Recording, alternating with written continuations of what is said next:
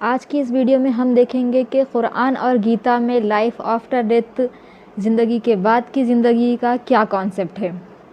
बिस्मिल्लाहिर्रहमानिर्रहीम। शुरू करती हूँ परमेश्वर के नाम से जो बड़ा कृपालु और अत्यंत दयालु है। एक ऐसा टॉपिक जिसके बारे में बहुत सारे कॉन्फ्लिक्ट्स हैं, आज हम उसको एक सिंपल और शॉर्ट वे में समझते हैं कि लाइफ आफ्टर डेथ, गीता और कुरान। श्रीमद् भगवद गीता के अध्याय 2 का श्लोक नंबर 24 में बताया जाता है कि रूह कभी मरती नहीं है। आत्मा को ना तोड़ा जा सकता है, आत्मा को जलाया नहीं जा सकता, आत्मा को सुखाया नहीं जा सकता, ये हमेशा रहती है और ये कभी चेंज नहीं होती। फिर कुरान शरीफ का सूरा नंबर 17 की आयत नंबर 85 में बताया जाता है कि अगर कोई आपसे रूह के बारे में सवाल करते हैं तो आप जवाब दीजिए कि रूह मेरे रब के हुक्म से बनी है और तुम्हें बहुत ही कम इल्म है।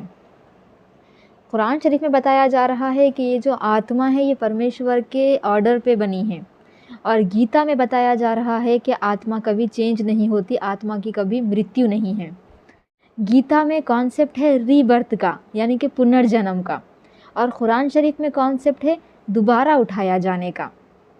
गीता में मुक्ति का जिक्र किया गया है, अपने पापों से मुक्ति, जीवन से मुक्ति, और कुरान शरीफ में मग़फ़िरत का जिक्र किया गया है।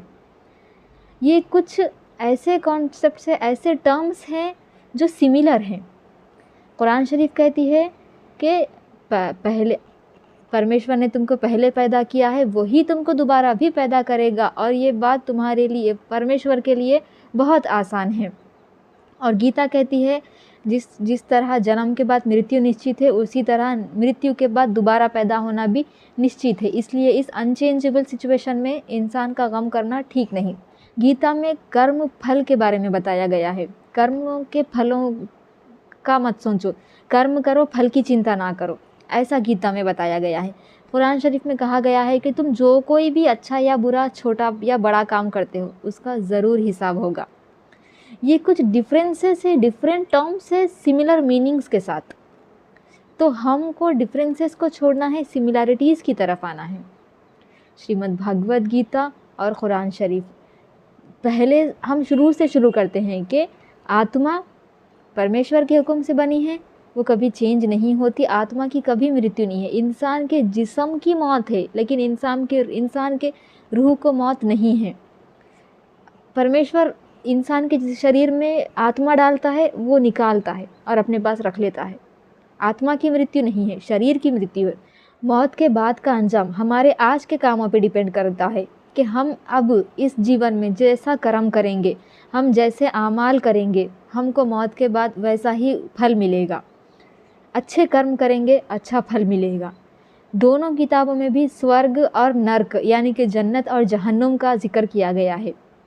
मुक्ति और मग़फ़िरत का जिक्र किया गया है। कर्म फल और आमाल के हिसाब का जिक्र किया गया है। पुनर्जन्म और दोबारा उठाए जाने का जिक्र किया गया है।